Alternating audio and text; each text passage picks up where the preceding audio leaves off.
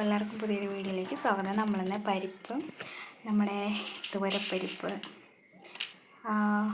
ഇച്ചിരി ജീരകം, പിന്നെ ഇത് നല്ല എരിവുള്ള മുളകാണ്. അപ്പോൾ ഇത് വെച്ച് നമ്മൾ ചമ്മന്തിപ്പൊടി ഉണ്ടാക്കുമ്പോൾ അപ്പോൾ ഇത് എങ്ങനെ ഉണ്ടാക്കുന്നതെന്ന് നോക്കാവേ.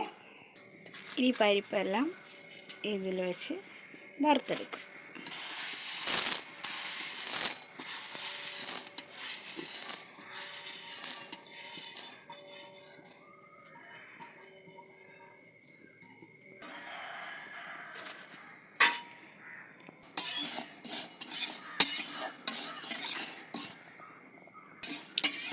പരിപ്പ് ഗോൾഡൻ ബ്രൗൺ നിറമാകുന്നത് വരെ വറുത്തെടുക്കാൻ നമ്മൾ അടുപ്പിൽ വെച്ചിട്ടാണ് വറുത്തെടുക്കുന്നത്.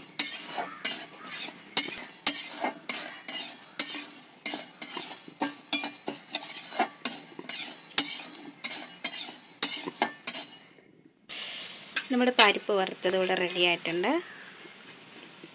പരിപ്പും ജീരകവും കൂടെ ഒരുമിച്ചിട്ടാണ് വറുത്തെടുത്തത്. ഇനി ഇതിലോട്ട് നമ്മുടെ മുളക് ഇട്ട് കൊടുക്കാം.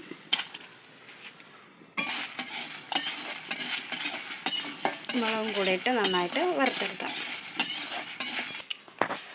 നമ്മുടെ പരിപ്പും മുളകും എല്ലാം റെഡിയായിട്ടുണ്ട്. മുളകിൻ്റെ കളറൊക്കെ മാറിയിട്ടുണ്ട്. ജീരകം ഇതിനകത്ത് ഇട്ടിട്ടുണ്ട്. ഇനി നമുക്ക് ചെറിയ ജാറിലിട്ടത് പൊടിച്ചെടുക്കാം.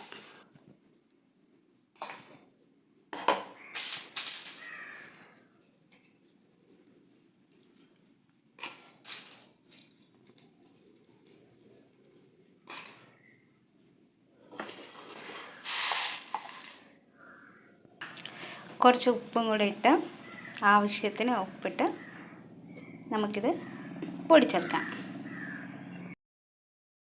നമ്മുടെ ചമ്മന്തിപ്പൊടി ഇവിടെ റെഡി ആയിട്ടുണ്ട്. അപ്പോൾ നമുക്കിത് വേറൊരു പാത്രത്തിലോട്ട് മാറ്റി വയ്ക്കാം. ഇതാണ് നമ്മുടെ ഫൈനലായിട്ട് ചമ്മന്തി പൊടി എന്ന് പറയുന്നത് ഇതാണ്. അപ്പോൾ ഇത് ദോശ, അപ്പം, പിന്നെ ഇഡലി ഇതിൻ്റെ കൂടെയൊക്കെ കഴിക്കാൻ പറ്റും. പിന്നെ ഇത് രണ്ട് രീതിയിൽ കഴിക്കാം. ഇങ്ങനെയും കഴിക്കാം.